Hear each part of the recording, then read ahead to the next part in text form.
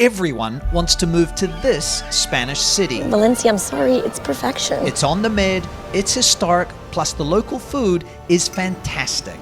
Valencia, a city of almost 800,000 inhabitants and on the country's east coast, is consistently rated as an expat favorite in Spain and the world. Feels like the next big thing. So today I'm going on an expat orientation tour with Kate. Welcome. How are you? Good, thank you. Welcome back to Valencia. Thank you. An American who offers private tours here for tourists and for people interested in moving here to explore the diversity of lifestyle options in Valencia Nice big houses that have their own gardens and their own pools. and see firsthand why so many people want to call this city home. Plus, we're going to get a tour of her beachside home and meet her multicultural family. Arriba, abajo, al centro y para adentro. Up, down, out and in. We start in the Old Quarter, a beautiful blend of medieval buildings and sprawling plazas. It's the kind of historic center that you imagine when you imagine living in Europe. And it's extremely popular with many expats moving here who want to live the European dream. We're going through right now one of the neighborhoods of the Ciudad Bella, El Carmen. Okay. This actually was my old neighborhood back in 1999, and it was a lot cheaper back then, let me tell you. I'm sure. Kate has lived in Valencia since 1999. This is my old street, actually, Oh, really? James. You used to live here? She runs tours around Spain under the banner privatespaintours.com and offers a whole variety of tours in Valencia with her company Valencia Private Tours, both for tourists who want to explore the city and for future expats who want to move here. I'll drop her website down below. Here, Yeah. it used to be 35,000 pesetas, and that's one of the reasons I moved from Madrid, Yeah. because in Madrid at that time, 35,000 pesetas could just get me like one back room. So Valencia was cheap. So it was this one right here that's a nice, beautiful yellow, Okay, totally this one up redone here. on the inside, yeah. If that's still a 3-bedroom apartment, what would it cost now here in the old city? I looked it up yesterday and I was shocked. Yeah. It was around 300,000 euros To buy. to buy. To rent this day and age, there's not a lot available to rent, but if you can find one, it will be at least 1,500. So what were you paying in equivalent in euros back then? Around 185 euros a month for the whole apartment to myself. And now you said it including would be... utilities. And now you said it would be, 1,500, obviously inflation, blah, blah, blah, but not that much inflation. not that much. Definitely, I Wow. wish we'd bought back then. Yeah. And if you're living in this old center, how old are these buildings? Most of the facades and areas one would be actually living in today was refurbed late 1800s, early 1900s, although their origins go all the way back to Roman times, and you can still see some Roman columns sometimes in these buildings. But living in the Old Quarter isn't for everyone. During our exploration, I run into a couple who took my Move to Spain masterclass. They've been here a year, living in the old city, and are now thinking of moving further out. Why? Because the reality is that the historic quarter, while beautiful, is full of tourists every day. It can get very, very crowded here, especially in high cruise ship season. You do see lots of hordes of people, but after 5 p.m. when all the cruise ships are gone, then it's Do a more lot or of less cruise like ships this. come here every, in high season? We do. We have about a third of the amount of cruise ships that Barcelona gets. So, yes, we have them, but it's not overcrowding it completely like Barcelona is, for example. Plus, as in other historic centers in Europe, the shops here are more and more suited to tourists than people actually living a life here. But the majestic central market here is full of locals shopping, And here we see coming out to the beautiful market. revealing that there's still a strong local community here in the historic center. I mean, it's incredible. Look at the dome up there, the produce. Are these locals? Like, do locals still shop in this market, even though it's become a bit of a tourist attraction? Yeah, look at the grandmothers with their carts. Yeah. That means they're locally walking and buying and then wheeling their produce so back. a lot of locals still do live in the old center, right? They really do. Yeah. It hasn't been totally pushed out, and it's hard to not compare this to the Boqueria because most people come to Valencia, since it's not as popular, have seen Barcelona before, so they compare it. Yeah. But you can see all these shops are not filled with just tourist things to eat. It's Yeah. real local produce. Next, Kate takes me to Ruzafa, a neighborhood that right now is an expat favorite. It's just beyond the old city, and here you get more space, more shops and restaurants serving locals, and, well, less tour groups on your doorstep. And it's true that in the old center, I could feel a little claustrophobic. Here I come and there's space, there's these gorgeous buildings. You can see the shops are different, right? This is bookshop. Yeah, like a bookshop for paper and pens for school children, so it's clearly more geared towards residential. The market, seafood, for example. So a lot of foreigners, but foreigners that want to live here, not so much tourist foreigners. You can see that everything in this area is going to be minimum 300,000 and above to buy. Kate tells me there are very few rentals available in Ruzafa these days due to demand. But if you can find one, a one-bedroom would be about 900 euros a month, and a three-bedroom would set you back about 1,500 euros a month. You know, living in a neighborhood like this, we're right alongside the old, so walking distance to the old center, we're what, 10 minutes? 10, 15 minutes, depending on which part you're going to. So you can still kind of feel connected to that area, the beautiful market, but you just have a bit more space, right? You have a bit more space out here. It's a bit more livable, really. Clearly residential. A lot of locals do come here to use the extensive bars and restaurants. That are a ton of them in Ruzafa, which depending on the street can get loud as well, so you have to choose wisely your street. Okay, so you want to make sure you're up in those upper stories, ideally. Right, and perhaps not a bar down below. If you're living here, that might get a little loud, but if you're up there, you're sort of okay. Ruzafa seems like my kind of place, but if you're looking for something more modern with expansive green space on your doorstep and even a swimming pool, there are also options. Kate takes me a little further out to the City of Arts and Sciences. Welcome to the area of the City of Arts and Sciences, which is not just for tourists. It's a great residential neighborhood as well on both the north and south sides of the River Turia. Where the skyline is dotted with modern apartment blocks that have gone up in the last few years. Just quickly, I run free monthly webinars with leading experts all about topics related to moving to Spain. Visas, tax, real estate, and more. So if you'd like to get an invitation to the next and future free webinars packed with information about moving to Spain, click the link in the description below. Okay, now back to the video. Yeah, running along here was the river that would flood, right? So they dammed it up. They did in 1957. There was one final flood, and they made it a beautiful landscaped park that's about 9 kilometers long and the biggest urban park in Spain. Sorry, right, Tito? Bigger than the Retiro Madrid, Kate keeps telling me. Kate mentioned the Turia Park as being the biggest in Spain. It's always a hive of activity of locals walking, jogging, and playing sports. And although Valencia is a pretty built-up city, this green lung that circles the old town means you're never far from green space. And the fact that Valencia is flat is a popular feature for people moving here because it means cycling is an easy mode of transport. So this area has become really popular, especially for people with children, for both locals and foreigners, because a lot of the condos have a great deal of light. These newer condo buildings usually also all have pools, which in the Ruzafa, the historical center, you'll never get a pool. It's almost like you keep getting more as you go out. Like you don't get the elevator in the old center, you get the charm, right? Then in Ruzafa, you get the elevator, you get a bit more light, but you don't get the pool.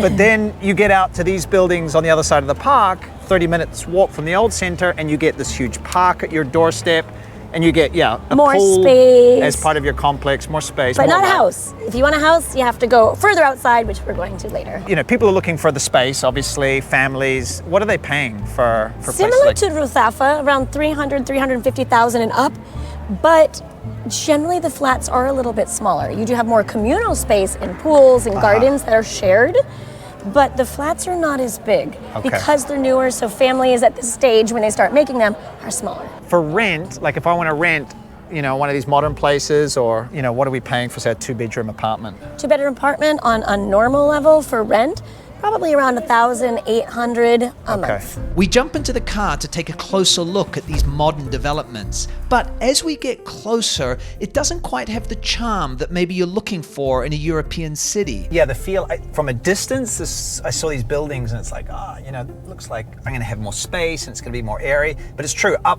close, there's less charm. So Kate keeps driving and we head out to the beach. Now, Valencia isn't exactly on the beach, but Playa Malvarosa and its adjacent Cavanal neighborhood are just a short ride from the historic center. It's kind of one of the widest beaches I've ever seen. But a lot of people have started to move out here as Ruzafa was kind of, got very expensive. Yeah. So more people have come out here to try to live. The younger people, for example, so it's got a real funky feel to it. And the beach. This is also called the beach of people from Madrid, right? This is the closest. Madrileño? It's the closest beach to Madrid. We do joke about that, yes. Yeah. But throughout history, that has served us well. That's why the Valencia port was so important, which we've just gone by the Valencia port. You can see the kind of industrial containers.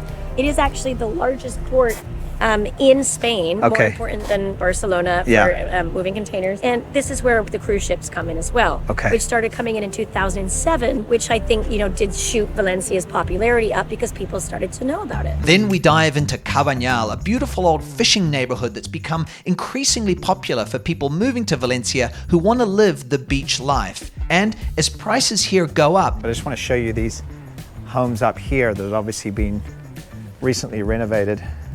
it has become a focus for some of the tensions around gentrification. Are the locals kind of blaming foreigners for gentrification, or? There's some of that, like in every city. Yeah. But we don't have an overwhelming feeling of that because I think Valencia is hungry to have, a little bit more economic power like Barcelona does. Mm-hmm. So I think, we're hungry to take it all in. I mean, here in, this beautiful neighborhood, further out from the city, what are the prices? What would somebody have to pay for a 3-bedroom to buy and to rent? Generally, you're looking almost at half price. And that would be around 150 to 200,000 to buy, or 1,000 to rent for about a 3-bedroom, which is the average here. But to get into the center, what is it? Tram? So there bike. is a metro, there's public bike, it's very flat. Yeah. And there's a really good bus that comes every 10 minutes. That metro comes about every 5 to 6 minutes. But what if you need more space? Maybe you want a house with a garden, perhaps your own pool. Well, generally for that, you've got to head further out to one of the outlying villages or developments. But first, it's time for lunch. And this is Spain, so we're gonna do lunch properly. Kate introduces me to her Valencian husband, Vicente. Hola, Vicente. ¿Qué tal estás? And shows me one of the benefits of living in the outskirts of the city. Yeah, right. Croquetas de cocido. Yeah. Croquettes. They're just small shellfish. Salud. Gracias, chicos. Oh, that is so good. Out here, you get quieter beaches and local paella restaurants right on the sand. What is the señoret paella? Well, the name is Paella del Señoret, and Señoret means in Valencian, kind of a gentleman or rich people. Maybe they don't want to get dirty, or they don't want to use the hands to eat. Okay. So everything is peeled. You see the little prawns, a little rape, calamari also. Is this for me? Okay. Thank you. That is so good. It's such a rich, deep flavor. Are you having paella all the time? Is it every weekend? Is it like the Sunday roast in England? Well, in my family, which is a very traditional family, we have at least rice during the weekends. So when I cook paella at home, I don't let even the kids have chips. So you're like a paella dictator. You're a true Valencian, right? Something like that, because I spend 2 hours cooking for the family, so I want everybody eat it. It's true that once somebody starts cooking, it's kind of like you want to start eating and drinking because it's the ambiance, right? And then you're full by the time you get to the rice. Yeah. As you see, there's a little bit left, so we're not, we'll get there. After scraping up the last grains of rice, Kate takes me north to a semi-gated community within the town of Puzol. And in short, it's where the rich set live. So if you're after a big home, a garden, and a pool, and you have the budget, this might be the spot for you. We're about a 20-minute drive to the city. Okay. And it's about a 7-minute drive down to the beach area. But this is kind of like the Beverly Hills of Valencia. Oh, I like it. And We can dream a little, right? yeah, but you do have in this area really nice big houses that have their own gardens and their own pools. Whereas closer to the city, you'd have more townhouses with perhaps shared pool if you want a modern house. If you want a backyard, you got to get out of the city. Absolutely, and that's important if people come with cats or dogs. Yeah, because or a lot of kids. people or Sometimes, kids. yeah. If we want to get a sense of what the lay of the land of this area is like, you can see like this house has a pool and a tennis court. This house has a pool. House has a pool, land. Exactly. It's actually quite a good way to get a sense of kind of what you're gonna get here. House with pool. So what would we be spending if we wanted to live here? Well, it depends on the size, Yeah. but you really can find something out here for the same price as a condo in the city. Really? So like 300, 400, 500,000? It depends. If it's a refurb, even 250,000. Really? It would be smaller, but you can also spend millions. You can get about 2,000 a month you can live, so it might be, it makes more sense to probably rent if it's that. And if you live here, I think something people also want when they come to Spain is like, I want to walk to the town center and I want to go to the local restaurants. Can you do that here? Or is this car life? This is more car life, but each urbanización or kind of complex has a club. Okay. And a club will have a paddleball court Okay. and a restaurant, so a lot of people meet in the club. That's where they get That their sounds social life. very But flash. I see a club up here. that's an example of Club de the... Campo Los Monasterios. Exactly, so they'll have tennis there, and you'll have a local restaurant and a pool to use together, and that's where a lot of the social life in this area would happen. I know we have more to see, and we still have to see your home, Kate. Yeah. So let's keep on going. Finally, it's time to see Kate's home. She's got 3 kids and wanted to live by the water, and the beach area near the town of El Puig was perfect. First, she takes me to see the beach, which she says is quiet even in summer. All of the flats are completely 100% occupied, but the beach never gets so busy that you can't find a spot because it's real just locals and Valencians that come out here. And we don't have foreign tourists out here or even a lot of Madrileños. You're going to give us a house tour, so really get a sense of what it's like to live here from the inside out. And I know your family is waiting to have afternoon tea with us, a very Valencian afternoon tea. Hola, qué presión, toda la familia. You know Vicente, Yeah. This is Alexandra, our 16-year-old. Hola. Cento, Hola, Cento. who is 14. Pau, who is 9. Pau. And my mother-in-law Maria. Encantado. Sí. Mi suegro Vicente. Encantado, Vicente. So each of these is a home, right? Adosados, so like townhouses, Yeah, terraced. exactly. From the outside, they don't look so big, but actually they have about the most square meters as one could get in this area. So this is what we'd call an American kitchen. Cocina americana. Cocina americana. Which means an open kitchen, right? And we have an island, which is not so typical here. Someday, with all the stairs, we might, regret this. Yeah. But for now, we have the, kids' office area. And shall we go up first, James? Yeah, whichever you prefer. The split level gives some privacy. Of course, we have the guest bathroom, which we also, I did my own refurb with, so probably not very well done. Oh, this is lovely. This is also a bedroom that used to have a balcony that we pushed the doors out, Okay. and a refurbed bathroom as well. Okay, so there's a lot of rooms here. So how many bedrooms is this? Well, 4. 4. And an office, so it could be 5, but it's kind of an open, the 4th and 5th bedroom are kind of open. And how many bathrooms? Well, 2.5. 2.5. So up here is the boys' zone, which is remarkably clean for now, believe it or Okay. not. Yeah. The boys it's usually not this clean. So they have a bunk bed in there, and the older son has, out here there's a balcony that you can Oh, see. that's lovely. So there's another balcony. Yeah. And so up here is my office and my daughter's room. So that could be a bedroom, but it's an office. Yeah. And up here is really the biggest room. My daughter has the best room of the house, I think, Good for her. because out here we have a really nice big terrace with the pretty terrace. much the best view of the house. And my husband does some boxing up here and some boxing in the basement, which we'll Okay. see after. And there's the beach. Wow. You can get a good view of the style of patios that people have. That if they don't have kids, they're nicely manicured. What would a property like this cost? Like a townhouse in here, 5 bedrooms in this part, near the beach? The houses in this area are going to be $250,000 to $800,000. And who do you think it's like this area is right for? Well, definitely if you're living in a big home, it's usually because you have a family. You're not Yeah. going to have this space for, a couple. Yeah. They'd probably choose a condo. So but really very family oriented out here because you have a lot of beach space and outdoor space. But enough of our talk. I've been promised a Valencian afternoon tea with the family, and of course, it includes the local drink, ice cold horchata. So kids, what languages do you speak? English, Yeah. Spanish, Castellano, and Valencian. Wow, so you're trilingual. I'm foreign because I'm studying in France right now, so I speak French too. Oh my god, okay. And 3 languaes. Castellano, English, and Valencian. And I just saw behind Vicente, you're showing us how to do it. So how do we? You got to dip the fartón like this. in the horchata. Be careful, and then Okay. really good. Yeah.